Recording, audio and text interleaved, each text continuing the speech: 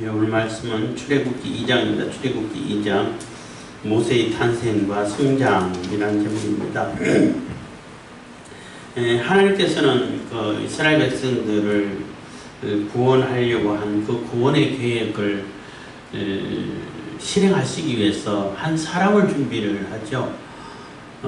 그 사람이 모세인데 모세가 태어나는 그 시기는 굉장히 어려운 시기에 태어났어요. 다 그냥 그 산파들을 통해 가지고 처음에는 막 고여부를 통해 가지고 산하를 그러니까 출생률을 줄여서 인구 번성하는 걸 막으려 했다 실패하고 또 산파들을 보내 가지고 또 남자는 죽이고 여자는 살리고 했더니 그것도 실패하고 그래서 결국은 뭐 이것저것 다 안 되니까 아예 그냥 남자면 다 날강에 버려 다 죽여 이렇게 명령을 내려놓은 그 시기 때에 모세가 태어났다고 보시면 되죠. 그래서 이스라엘 백성들이 요셉을 알지 못하는 왕 아모세스라는 그게 18왕조 창설자라고 말하셨는데 아모세스가 하고 아모세스의 아들 투트모스라고 하는 게 있어요. 그 왕이 이제 명령을 내렸다고 볼 수 있습니다. 그래서 아마 아모세스가 왕조를 창설하고 새 왕조가 들어서 가지고 할 때는 아직 이스라엘 사람들에게 그렇게 그게 신경 쓸 여지가 없지 않았을까?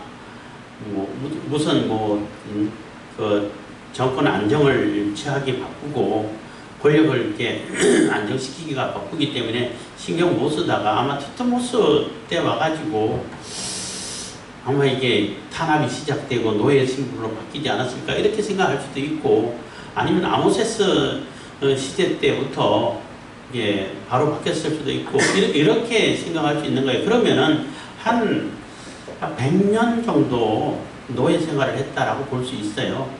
그래서 꽤 길죠. 100년 동안 노예 생활을 하면은 굉장히 긴 시간일 수도 있는데, 그러니까 모세가 80세에 애굽에 가서 이제 출애굽시키기 위해서 작업을 하잖아요. 그러니까 시작을 하기 때문에 80년 더하기 해서 앞에 고역으로 인해서 안 되고 또 산업 줄이려고 하다가 안 되고 하다 보니까 그거 한 20년 정도 텀이 있지 않을까 이런 생각을 할 수 있어요. 어쨌든 간에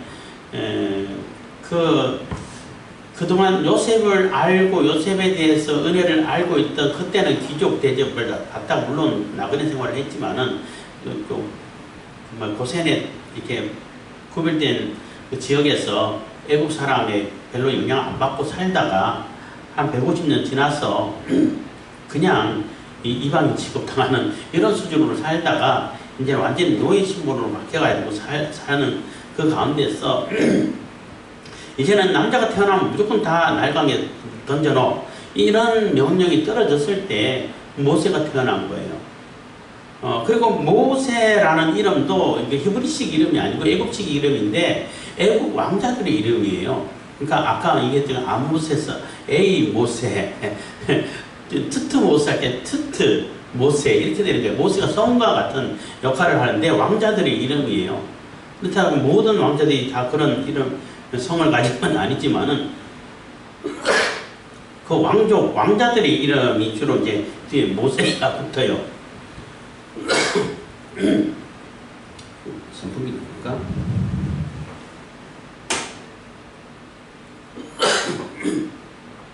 그렇기 때문에 모세 그러면 왕자다라는 인식을 누구나 이곳 사람들은 쉽게 가질 수 있는 거죠.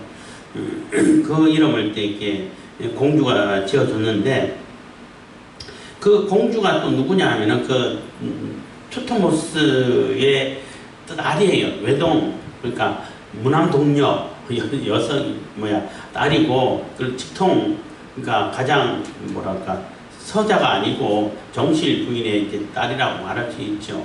그리고 다른 부인을 통해 가지고 이렇게 투트모스 2세 3세가 났는데 그 아버지가 죽자 이 공주는 그 배다른 형제 투트모스 2세하고 결혼해가지고 지냈지만 아이가 없었어요. 그렇지만 이 공주가 20년 동안 섭정을 하고 왕권을 이렇게 좌지우지할 수 있는 실질적인 그 실세라고 말할 수 있는 그런 정도의 권력을 가진 공주예요. 그러니까 대단하죠. 예, 그리고 그 투트모스 2세가 다른 궁녀들하고 사이에서 난 투트모스 3세가 이제 그 모세하고 서로 이렇게 정치적인 그 대결을 한 왕이라고 보시면 됩니다. 2장 1절입니다. 레위족 속 중 한 사람이 가서 레위 여자에게 장가들었더니 그 여자가 잉태하여 아들을 낳아 그 준수함을 보고 그를 석 달을 숨겼더니, 그래서 레위족 속 중 이 모세의 아버지 어머니는 출애굽기 6장에 가면 나와요. 그 아므람과 요게벳이라고 나오는데 거기는 그 아론이 나오죠. 형 아론이 나와요. 3살 차이인데 아론이 태어날 때는 아무런 지장이 없었어요. 그렇기 때문에 모세가 태어날 그 시점에 이런 그 날강의 아들을 다 버리라고 이렇게 명령이 떨어진 것처럼 보이고, 그 명령이 아마 투트모스가 죽고 난 다음에는 아마 그 명령이 또 이렇게 그만 했을 수도 있다 한 것 같다 이런 생각이 들어요. 왜냐하면 그 외에도 남자들이 태어나고 후손들이 났으니까. 그래서 그 투트모스 1세 그러니까 그 공주의 아버지 왕이 있을 때만 그 명령이 유효하지 않았을까 이런 생각도 해보는 겁니다. 어쨌든 레위 족속 중 한 사람이 가서 레위 여자에게 장가들었더니 아버지 어머니가 다 레위 족속입니다. 그 여자가 잉태하여 아들을 낳아 그 준수함을 보고 그를 석 달을 숨겼더니, 그러니까 준수함을 봤다는 얘기는 그 하나님 보시기에 좋았더라 하는 그 단어하고 똑같아요. 토브라고 같은 단어인데, 사실 뭐 엄마 아빠들이 아이 태어나면 자기 아들을 못생기게 보이는 아들이 있나요? 자식이는 다 예쁘게 보이지. 다 예쁘게 보이죠. 다 잘생겼지. 딴 사람은 다 이상하게 생겼다, 뭐처럼 생겼다 이렇게 해도 엄마 아빠가 볼 때는 다 예쁘고 다 잘생겨서 얘는 천재야 이런 그 생각을 웬만하면 대부분 다 하잖아요. 다 하는데 그러한 준수함이라기보다는 여기서 암시하는 것은 뭔가 하나님께서 준비하시고 예비하신 그러한 특별한 아이로 보였다고 볼 수 있는 거죠. 그 엄마가 보는 단순한 예쁨, 아름다움이 아니라 잘생긴 것이 아니라 뭔가 하나님께서 예비하시고 하나님께서 쓰시기 위해서 준비된 아이인 것처럼 느껴지는 그러한 모습의 준수함이라고 말할 수 있는 겁니다. 그래서 아이를 바로 이렇게 날강에 버리지 않고 석 달을 숨겼다는 거예요. 숨겨가지고 몰래 아이를 키우는데 석 달, 그러니까 돌 정도 되면은 아이가 울음소리도 커지고 더 이상 이렇게 돌잡이 이런 것도 하잖아요. 한국에서는 감출 수가 없어서 이제는 할 수 없어서 결국은 이제 아이를 이렇게 버리게 되는데 3절에서 더 숨길 수 없이 되매 그를 위하여 갈 상자를 가져다가 역청과 나무 진을 칠하고 아이를 거기 담아 하수크와 갈대 사이에 두고, 그래서 더 숨길 수 없어가지고 그 아이를 위해서 갈 상자를 만들었는데, 이 상자가 이게 갑자기 단어를 이게 생각이 안 나는데 그 방주라는 뜻의 단어예요. 또 방주하고 이 단어가 같은 단어예요. 그래서 이 갈 상자하면 방주를 생각하는데 이게 조그만 규모가 아이 하나 들어갈 만한 방주고, 노아 시대 때 방주는 어마어마하게 큰 방주고 이런 차이라고 볼 수 있는 거죠. 그러니까 구원의 방주, 아이를 살릴 수 있는 방주, 그 방주 안에 들어있으면 살고 방주 밖에 있으면 다 빠져 죽을 수밖에 없는, 그래서 방주가, 노아의 방주는 예수 그리스도를 상징한다고도 하잖아요. 그래서 예수 그리스도 안에 있으면 살고 구원을 받고 밖에 있으면 죽고 이런 의미도 되는 겁니다. 어쨌든 더 숨길 수 없으니 그를 위해 갈상자를 가져다가 역청과 나무친을 칠하고 역청을 물 새지 않도록 다 칠하고 아이를 거기 담아 하숫과 갈대 사이에 두고 그래서 담아가지고 막 물이 쫙쫙 흘러가는데 그게 둔 게 아니라 그러면 펑펑 쏟아져 버리니까 갈대 사이에 두면은 이게 물 흐름이 뭐 빠르지 않기 때문에 거의 멈춰 있기 때문에 거의 그 자리에 둥둥둥 떠 있을 수 있단 말이에요. 거기에 뒀다는 겁니다. 여기서 갈대는 파피루스라고 말할 수 있습니다. 그래서 파피루스는 굉장히 키도 크고 뭐 상자들도 만들고 그 굉장히 용도가 많아요. 얇게 펴가지고 종이로도 쓰고 또 뭐 이런 뭐 도구도 만들고 우리나라 짚을 가지고 별것 다 만들고 썼잖아요 옛날에. 그것처럼 아주 용도가 많은 게 갈대인 거예요. 사절입니다. 그 누이가 어떻게 된 것을 알려고 멀리 있었더니 미리암이죠. 미리암은 가장 먼저 태어나가지고 이때 아론은 3살이고 미리암은 이렇게 숨어가지고 볼 수 있을 나이라 그러면은 나이가 꽤 된 거죠. 한 10살로는 충분히 넘었다고 볼 수 있어요. 뭐 10살, 12살 뭐 아니면 그 정도 됐다고 볼 수 있는데 하여튼 그러니까 아이를 방주에 담아가지고 갈대 상자에 담아가지고 물 안 차도록 해놓고 뚜껑을 덮어서 이렇게 해놓고 띄워놓고 어떻게 되나 하고 누나는 보는 거예요. 그런데 하필 그때 바로의 딸이 목욕하러 하수로 내려오고 시녀들은 하수가에 거닐 때에 그가 갈대 사이에 상자를 보고 시녀를 보내어 가져다가 그래서 그 공주가 가장 먼저 발견했다는 거예요. 이것도 이렇게 그냥 우연이다라고 말할 수는 없겠죠. 그리고 이 공주가 왜 나일강가에 와가지고 목욕하러 왔을까? 그냥 내가 씻기 위해서 샤워하기 위해 가지고 는 올 필요가 없겠죠. 왕궁에서 그냥 환자들한테 물도락해가지고 씻으면 돼요. 종교 행사를 하러 온 거예요. 죄를 지내기 위해 가지고 정결 예식을 취하기 위해서 왔다라고 대부분 이렇게 보고 있는 겁니다. 그래서 목욕하러 왔는데 갈대 사이에서 상자가 하나 있어가지고 저거 뭐야 하고 이렇게 시녀들을 보냈다는 거죠. 그렇게 나름대로 이제 뭐 나일강도 신호로 생겼으니까 거기에 정경 예식을 하고 뭐 나름대로 종교 행사를 할 때에 주변의 시녀들은 다 서서 경비를 서야 되는 거죠. 그렇게 할 때 공주가 제일 먼저 보고 그 상자를 가져오라고 명령을 했다는 겁니다. 6절 열고 그 아이를 보니 아이가 우는지라 그가 불쌍히 여겨 가로되 이는 히브리 사람이로다. 그래서 열고 보니까 아이가 막 울고 하는데 우는 그 순간 불쌍히 여겼다는 거예요. 그 자기 아버지가 명령을 내려서 다 죽이라고 그랬잖아.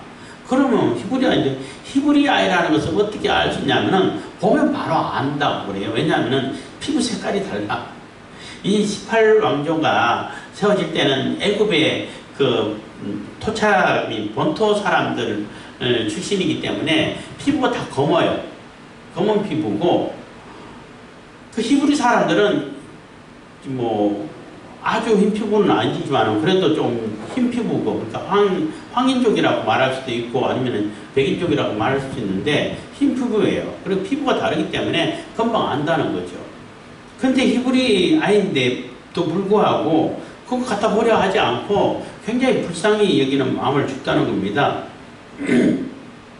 그래서 불쌍히 여겨 가로되 이런 히브리 사람의 아이로다. 그 누이가 바로의 딸에게 이르되 내가 가서 히브리 여인 중에 유모를 불러다가 당신을 위하여 이 아이를 젖먹이게 하리까. 그래서 딱 보고 있다가 미디안 누나가 딱 숨어서 보고 있는 거예요. 보고 그 공주가 건져오고 아이가 울고 이 아이가 히브리 아이다 하고 이렇게 불쌍히 여기는 చు그러운 마음을 가지고 목소리 들어보면 또 알 수 있잖아요. 그때 얼른 나와가지고 이 미디안 그러니까 모세의 누나가 굉장히 지혜가 있는 것 같아요. 지혜로운 아이였던 것 같아.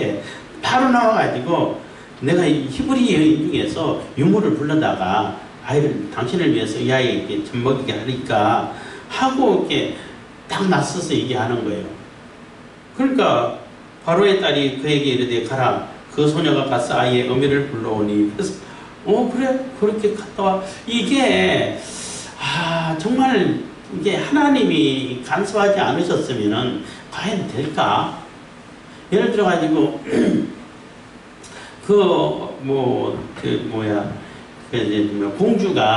공주도 여인인데 그 유모를 데려오면은 그 유모가 아무 데서나 유모 구할 수 있나요? 젖먹일 저진하는 여인을 아무 데서 찾을 수 있나? 아이 낳고 몇 달 안 된 여인이라 저진할 거 아니에요. 그럼 쟤는 또 친엄마 데려오겠네 이런 생각 충분히 할 수 있겠잖아요. 있을 수 있잖아요. 그랬는지 안 그랬는지 나와 있지는 않으니까 잘 모르겠지만은 어쨌든 아주 순조롭게 미리암이 가서 데려온다 하니까 흔쾌히 또 허락을 하고 가서 이제 불러오라고 해서 불러왔다는 것입니다. 9절입니다. 바로의 딸이 그에게 이르되 이 아이를 데려다가 나를 위하여 젖을 먹이라.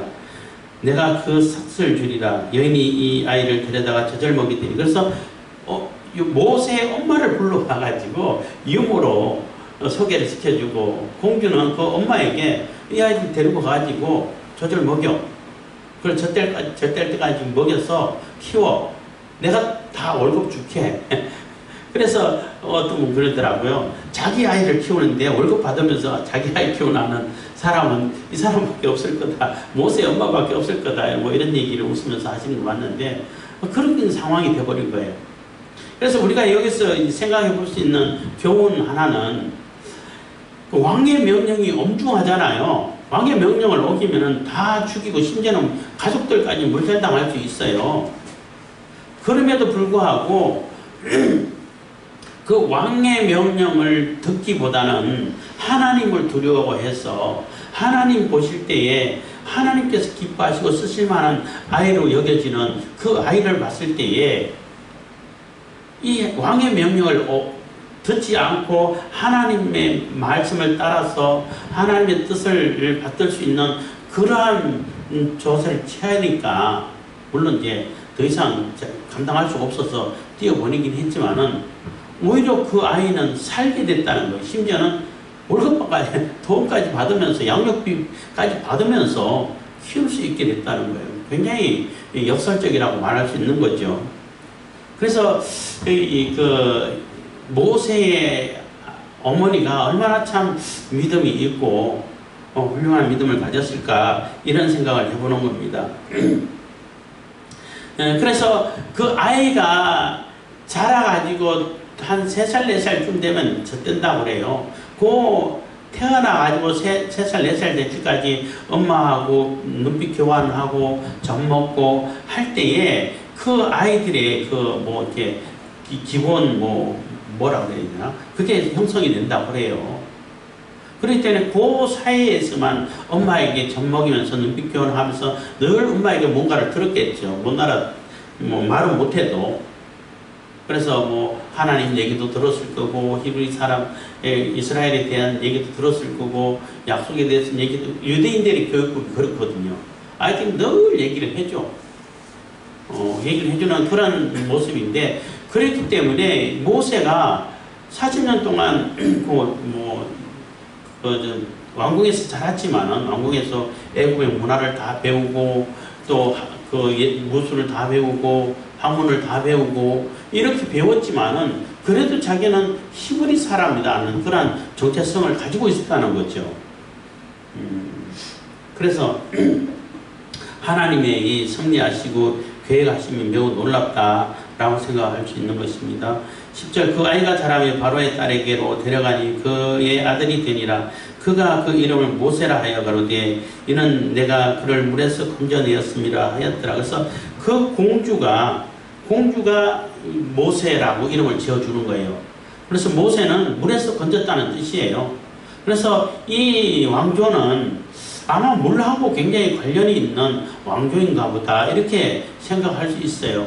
왜냐하면 그 모세라는 그 성과 같은 그 이름이 계속 왕자들에게 이어져 있고 왕자들에게 쭉 붙여져 있으니까 무슨 모세 이렇게 다 이렇게 연결되어 있어요. 그래서 모세는 왕자들의 이름이 되는 거예요. 왕족의 이름이 되는 겁니다. 그리고 그 공주가 이름을 지어준 겁니다. 11절에도 그리고 이제 다 이제 잘라내고 11절 모세가 장성한 후에 한 번은 자기 형제들에게 나가서 그 고역함을 보더니 어떤 애국 사람이 어떤 히브리 사람 곧 자기 형제를 치는 것을 본지라. 그래서 모세가 장성한 후에 40세가 됐을 때라고 볼 수 있죠. 그래서 40년 동안 지금 노예 생활을 하고 있는 거예요. 뭐 그 앞에까지 얘기한다면 한 60년간 대략 지금 노예 생활하고 고역 생활하니까 굉장히 뭐 힘들고 긴 나름 고역 노예 생활하는 가운데서 긴 생활이라고 볼 수 있는 거죠. 긴 시간이라고 볼 수 있는 겁니다. 그래서 늘 이렇게 듣고 또 뭐 이렇게 생각하고 했겠지만은 어느 정도 자기가 스스로 뭔가를 할 수 있겠다 싶은 나이가 됐다는 거예요. 그래서 모세가 장성한 후에 장성한 후란 얘기는 이제는 모세가 뭔가를 스스로 뭔가를 할 수 있는 그러한 시점에 나이가 됐다는 거예요. 그래서 한 번은 자기 형제들에게 나가서 그 고역함을 보더니 그래서 히브리 사람들이 고역하고 노예 생활하는 그것을 이렇게 시찰했다고 볼 수 있는 거죠. 근데 어떤 애국 사람이 어떤 히브리 사람, 곧 자기 히브리 사람, 곧 자기 형제를 치는 것을 본지라. 그래서 히브리 사람을 때릴 때 너무나 부당하게 억울하게 그렇게 아마 그 매질을 가하고 죽을 정도로 그 심하게 매를 친 것 같아요. 그러니까 너무나 화가 난 거죠. 화가 나서 자기 형제인데, 그래서 좌우로 살펴 사람이 없음을 보고 그 애국 사람을 쳐 죽여 모래에 감추니라. 그래서 좌우를 살펴가지고 아무도 없는 것을 보고 그 애국에 아마 애국 사람은 관리겠죠. 그렇잖아요. 그 히브리 노예들을 관리하는 관리겠는데 관리를 쳐서 죽였어요. 그러니까 모세가 굉장히 애국의 무술을 다 익힌 사람이라고 볼 수 있어요. 그러니까 일반 뭐 관리 정도는 충분히 제압할 수 있죠. 근데 심하게 쳐서 이렇게 죽게 했다는 겁니다. 그래서 좌우로 살펴 어떤 분은 이제 좌우로 살펴니까 좌우만 살펴서 문제가 생겼다. 위를 살피지 않았다. 하나님을 살피지 않았다. 이렇게 했는데 그래서 죽여서 그냥 아무도 모르게 모래에 그냥 묻어버렸다는 겁니다. 안매장한 거죠.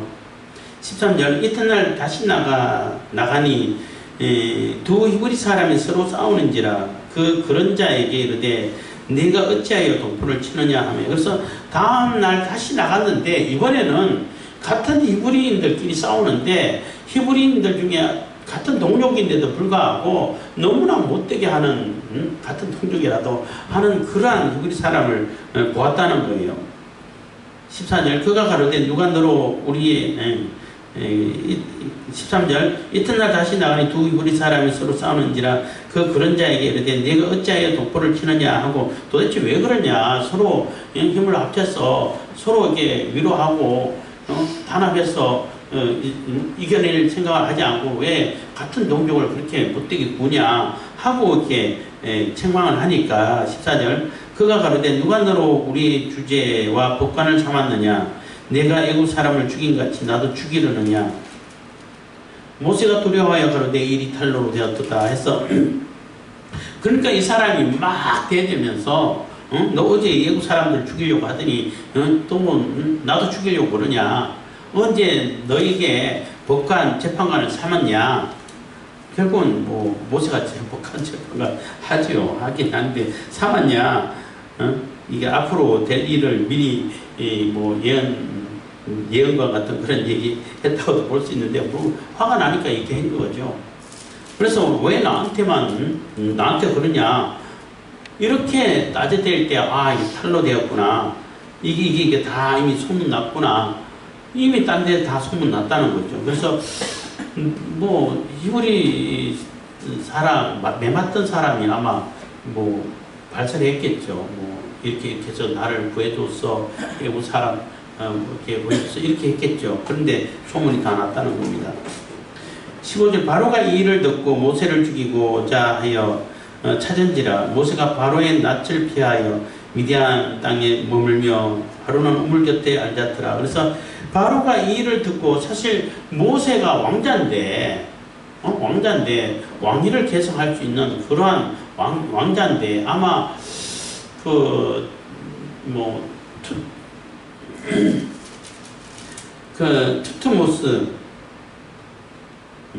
투트모스 2세가 죽고 이제 아마 요게 이 사람들은 3세인 것 같은데 이 3세가 아니면은 아마 모세가 이어받았을 수도 있어요. 만약에 모세가 그렇게 하지 않았다면은 뭐 어쨌든 굉장히 그 정치적으로 굉장히 정적이라고 말할 수 있는 거죠.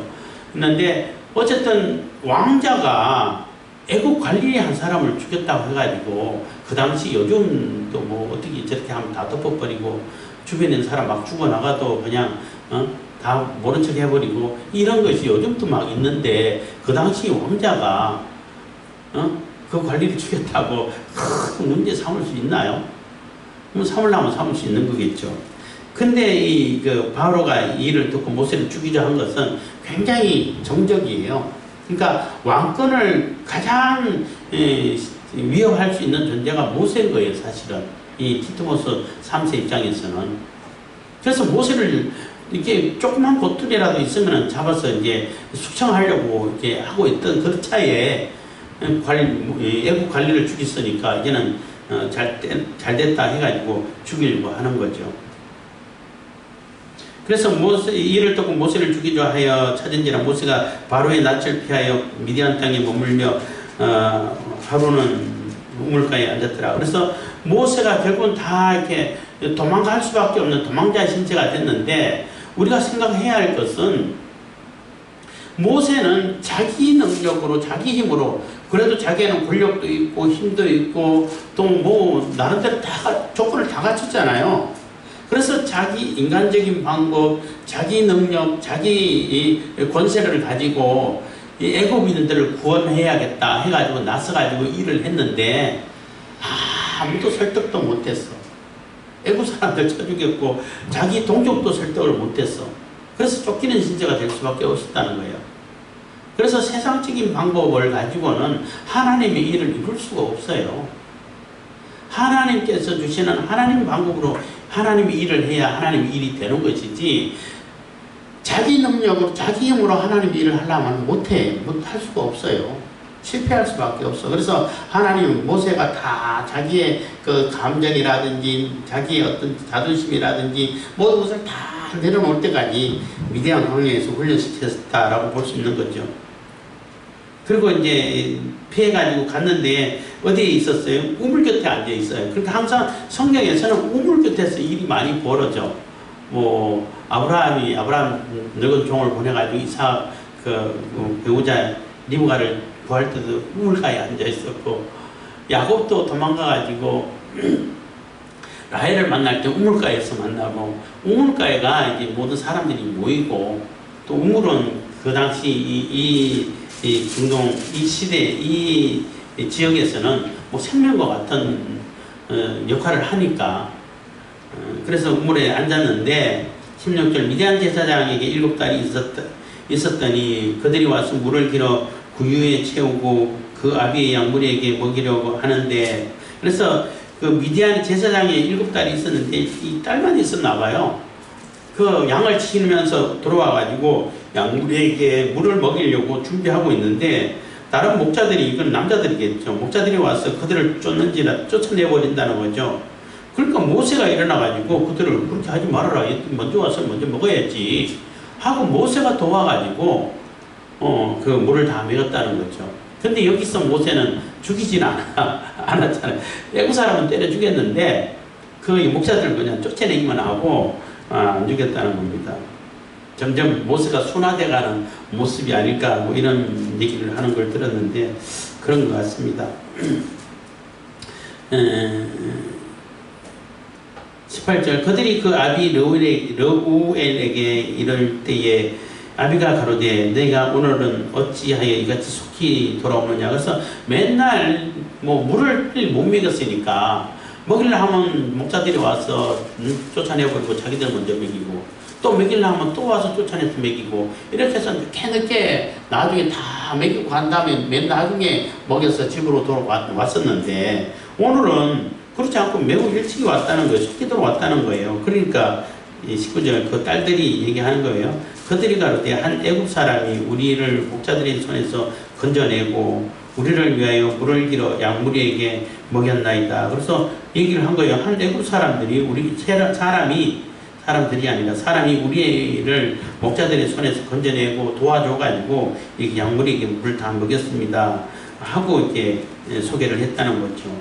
20절 아비가 딸들에게 이르되 그 사람이 어디 있느냐 너희가 어찌하여 그 사람을 버리고 왔느냐 그를 청하여 음식으로 대접하라 하였더라. 그래서 아니 그런 도움을 받았으면은 집으로 와서 대접을 해야지. 고맙다 인사는 했는지 모르겠지만은 그대로 버려두는 것이 어딨냐. 빨리 가서 데리고 와라 해가지고 모세를 초청했다는 겁니다. 모세가 그와 동거하기를 기뻐하며 그가 그 딸 시프라를 모세에게 줬다니. 그래서 모세가 그 집에서 지내기를 좋아했다는 거예요. 뭐 딸들밖에 없으니까 힘쓰는 사람도 없고 뭐 양을 쳐도 또 힘써야 뭐 물에 물 기를 때도 힘이 좋아야 되고 깊기 때문에. 그리고 또 남자들이 힘써야 할 일이 있을 때 남자가 있으면 얼마나 수월하다는 것을 우리가 뭐 생활에서 많이 경험하잖아요. 여자들만 있으면 힘든데 그게 남성 하나가 힘쓰는 남성이 있으면 많은 것이 편리해. 그렇잖아요. 굉장히 편리해. 예. 그러다 보니까 러우엘 그 제사장 입장에서도 있었으면 좋겠다 이렇게 도와주니까 모세 입장에서도 갈 데가 없는데 여기서 있을 수 있으니까 좋다 이렇게 해가지고 서로 이렇게 그 피로가 맞아서 그 있게 되고 그러다 보니까 딸을 줘가지고 아예 이제 사위를 삼았다는 거죠. 그리고 이제 모세는 그 러우엘 제사장의 사위가 된 겁니다. 그가 아들을 낳으며 모세가 그 이름을 게르솜이라 하여 가로되 내가 타국에서 객이 되었음이라 하였더라. 그래서 모세가 아들을 낳고 아이 이름을 게르솜이라 해서 여기서 그러니까 게르는 나그네라는 뜻이고 솜은 여기라는 뜻인데 여기서 나그네 셈을 내 신분은 이제 왕자가 아니다 하는 거예요. 다 내려놨다는 거죠. 나는 그냥 나그네야 하는 그러한 모습을 보는 거죠. 여러 해 후에 애국 왕은 죽었고 그래서 티투모스 그 3세 투투모스 자꾸 투투모스 3세가 죽었다는 얘기인 거예요. 죽었고 이스라엘 자손은 고역으로 인하여 탄식하며 부르짖으니 그 고역으로 인하여 부르짖는 소리가 하나님께 상달하니라. 그래서 그러니까 모세가 클 때 40년 또 모세가 광야 생활할 때 40년 80년 동안 뭐 굉장히 극심한 고역에 시달렸다는 거죠. 80년 더 됐죠. 그 앞에서 먼저 시작했으니까 거의 뭐 100년 가까이 이 고역에 시달리는데 이 고역으로 인해 가지고 부르짖는 소리가 하늘에 상달됐다는 거예요. 근데 왜 하나님은 이스라엘 백성들이 거의 100년 100년으로 가까이 아니면 100년 넘었을 수도 있고 그 긴 시간 동안 노예 생활을 하게 했을까? 하나님이 보호하사 안전하게 잘 지켜서 그 고센 땅에서 잘 이렇게 지내고 번성하게끔 했잖아요. 하다가 갑자기 노예로 바뀌었잖아요. 왜 그렇게 노예로 바뀌도록 하나님께서 버려두셨을까? 24절 하나님이 그 고통 소리를 들으시고 아브라함과 이삭과 야곱에게 세운 그 언약을 기억하사 이스라엘 자손을 건념하셨더라. 그래서 하나님께서 이제는 기억하시고 그 이스라엘 백성들을 돌아오셨다는 거예요. 그런데 그렇게 할 수밖에 없는 것이 만약에 그 노예 신분으로 전락 안 하고 그냥 고센 땅에서 너희들이 알아서 그냥 살고 세금만 좀 내고 애굽에 있으면 도움을 줘. 이 정도로 했으면은 이스라엘 사람들이 애굽을 떠났을까요? 안 떠났겠죠. 거기보다 살기 좋은 데가 없는데 그렇잖아요. 거기는 비가 안 와도 맨날 물이 범람해가지고 농사를 1년에 몇 번 지을 수 있어요. 그리고 뭐 풀도 충분하고 이스라엘 사람들이 그냥 육신적으로 살기는 고센 땅만큼 좋은 데가 없어. 또 유목인들을 애굽 사람들은 별로 안 좋아하기 때문에 별로 간섭도 안 해. 잘 오려고 하지도 않아. 이런 상태다 보니까 안 떠나겠죠. 심지어는 그렇게 100년 가까이 노예 생활을 하다가 떠났음에도 불구하고 광야 생활할 때 무슨 일만 있으면 애굽으로 돌아간다. 애굽에 있을 때는 이렇게 불평하잖아요. 그래서 이스라엘을 출애굽시켜가지고 가나안 땅으로 가려고 그러면은 뭐 도무지 견디다 못해 쓰러질 때쯤 돼야 돼. 그렇게 해서 이제 결국은 떠나게 되고 하나님께서도 돌아보시고 이제는 그 출애굽시켜야겠다, 시련이 시작을 해야겠다 하는 그러한 시점이 됐다는 것입니다. 그런 때가 됐다라고 말할 수 있는 거죠. 그래서 우리가 생각해 볼 때에 그 하나님의 일을 감당하고 하나님께서 일을 하시는 데 있어 가지고는 우리 사람의 그 이성으로서는 잘 이해가 안 될 때가 많이 있죠. 어떻게 하나님이 계시면 하나님이 택한 백성인데 이스라엘을 이렇게 긴 시간 동안 노예 생활을 하고 그렇게 괴롭힘을 주도록 내버려 두셨을까 이런 생각도 할 수 있고, 모세가 정말로 이렇게 불타는 심정으로 자기 민족을 구원하고자 싶어가지고 이번 일을 하려고 했는데 일 하나도 성사가 안 되고 다 실패하게 만들어 버렸잖아요. 실패하게 돼 버렸잖아요. 그렇지만 하나님은 이스라엘을 구원하시기 위한 그러한 계획은 철회하신 적이 없어요. 그래서 항상 우리가 하나님의 일을 하고 하나님의 사명을 감당할 때에 하나님이 기뻐하시고 하나님께서 가르쳐 주시고 하나님께서 쓰시는 하나님의 방법대로 일을 해나가야 일이 되는 거예요. 그러니까 하나님의 뜻을 이룰 수 있는 것이지, 거기에 내 감정을 집어넣고 내 힘으로 내 능력으로 한다고 고집 피우고 하면은 결국은 일이 자꾸 이렇게 꼬일 수밖에 없게 된다는 거죠. 그리고 하나님은 그 자기의 그 모든 것을 다 내려놓도록 기다리는 수밖에 없는 것이고, 그래서 모세도 하나님께서 준비하신 하나님의 종이지만은 하나님께서 쓰시고자 이렇게 준비하셨지만은 그 모세의 자기 능력, 자기 권세로 뭔가를 하려고 하다가 결국은 다 실패하고 하나님이 완전히 다 하나님께 순종해서, 그래서 모세만큼 이렇게 온유한 자가 없다라고 이게 칭호를 들을 수 있을 만큼, 그래서 모세가 굉장히 말도 잘하고 문화도 다 익혔고 또 교육도 충분히 다 받았고 무술도 다 익히고 이런 상태에서, 근데 그게 필요 없냐면 필요 없지는 않아요. 그것을 하나님의 도구로 쓸 수 있는 그러한 마음의 자세가 돼야 된다는 거죠.